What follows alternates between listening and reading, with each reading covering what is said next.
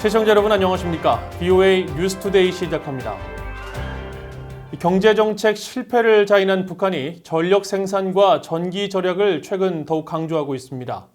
하지만 북한의 열악한 전력 사정은 좀처럼 개선되지 않고 있는데 전문가들은 해외 투자와 기술 협력을 통한 대대적인 개선이 필요하지만 북한은 자립 노선만을 고수하고 있다고 지적했습니다. 첫 소식 김영권 기자가 보도합니다. 북한이 김정은 위원장 주재 전원회의를 통해 경제정책 실패를 스스로 인정한 뒤 노동당 기관지 노동신문은 21일 에너지난을 지적하며 전력 생산과 전기 전략의 중요성을 다시 강조했습니다. 김 위원장은 모든 단위에서 생산된 전기를 절약하고 효과 있게 쓰기 위한 된바람을 일으켜야 한다면서 전기 절약의 중요성을 강조했다는 겁니다. 김 위원장은 집권 이후 해마다 신년사와 주요 행사 연설을 통해 전력 문제 개선을 강조했었습니다. 올해 사회주의 경제 건설에서 나서는 가장 중요하고도 절박한 과업의 하나는 전력 생산을 획기적으로 늘리는 것입니다. 하지만 북한의 전력 상황은 30년 전보다 더 열악합니다.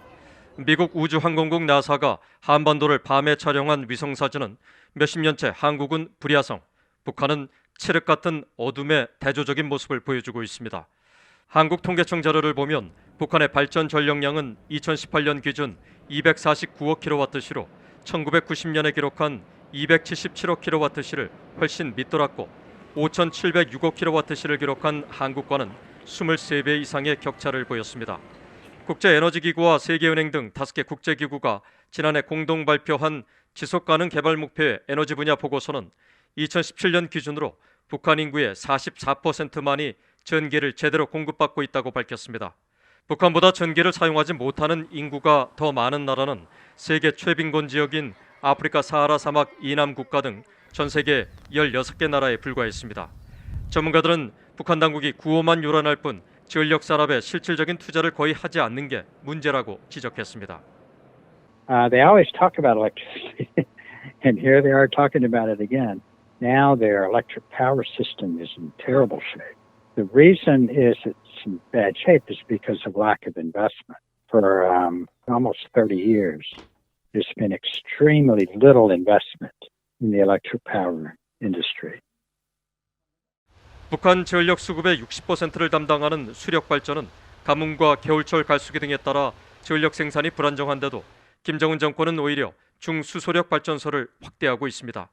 워싱턴의 북한 전문 사이트인 38롤스는 지난해 보고서에서 이런 문제들을 지적하며 만성적인 기술적 결함과 기후 환경으로 수력 발전소들의 터빈이 제대로 돌아가지 않는다며 북한 당국이 추진했던 희천 발전소 역시 실패작으로 드러났다고 지적한 바 있습니다.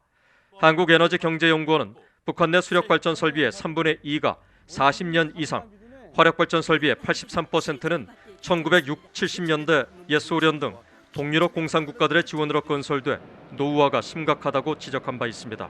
게다가 송 배전망이 매우 낡아 전압이 불안정하고 고장도 잦아 발전소에서 전력을 생산해도 공장이나 병원 시설 등에 제대로 공급하기가 어렵다고 전문가들은 분석했습니다. 전문가들은 결국 대외 관계 개선을 통한 대대적인 외부 투자 유치와 기술 도입이 중요하지만 북한 정권은 오히려 정면 돌파전을 외치며 자립 노선을 더 강조해 거꾸로 가고 있다고 지적했습니다. BOA 뉴스 김영권입니다.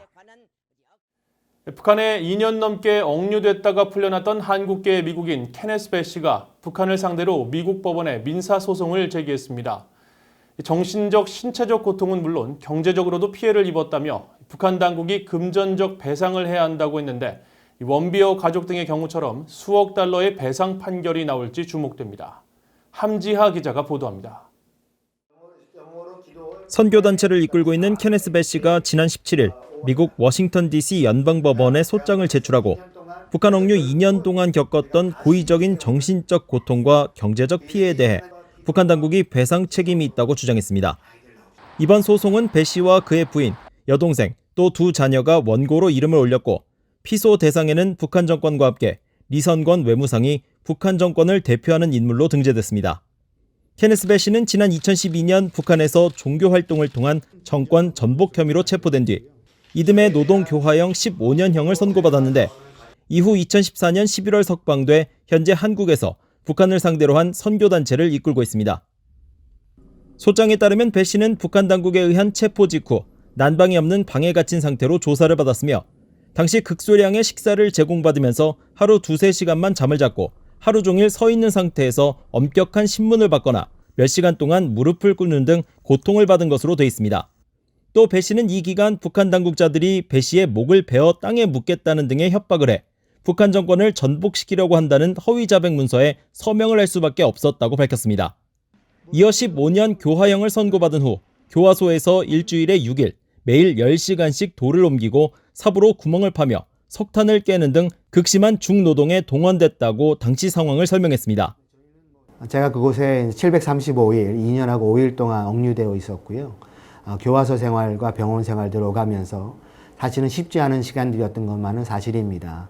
돌아와서 회복하는 여정들을 좀 겪으면서 그곳에 남겨진 사람들, 다시는 2,500만의 북한 주민들은 70년 동안 그렇게 살고 계시기 때문에 그분들에 대한 그런 마음, 그런 생각들이 많아졌었고요. 배 씨는 이번 소송이 테러 지원국을 소송할 수 있도록 한 미국의 외국 주권 면제법의 조항을 근거로 한다는 점을 명시해 북한 당국이 이번 소송에 응하지 않을 경우 피고의 변론 없이 최종 결론에 이르는 궐석 판결이 내려질 수 있습니다. 앞서 북한 당국은 북한에 억류됐다 송환된 뒤 숨진 미국인 대학생 오토 원비어의 가족들이 제기한 소송 등에 아무런 대응을 하지 않으면서 이후 약 5억 달러의 배상 판결을 받은 바 있습니다. 배 씨의 변호인은 20일 이번 소장에 대한 소환장을 미국 법원으로부터 발부받았습니다. 북한의 리선권 외무상을 수신인으로 한 이 소환장에는 앞으로 60일 내 원고의 주장에 대해 응답을 하지 않을 경우 궐석 판결이 내려질 수 있다는 내용이 담겼습니다. BOE 뉴스 함지아입니다.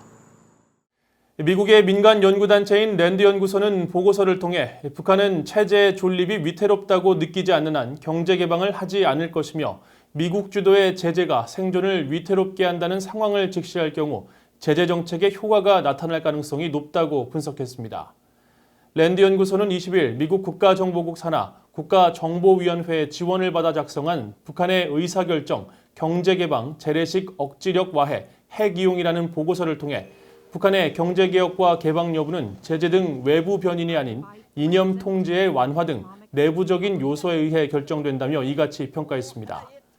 저자 8명이 공동 작성한 이 보고서는 특히 북한이 새로운 경제 모델을 채택할 경우 이유와 방법론에 관한 전망을 제시하기 위해 베트남과 중국, 쿠바 등 경제 개방의 길로 이끈 대내외적 변인들에 관해 분석했습니다.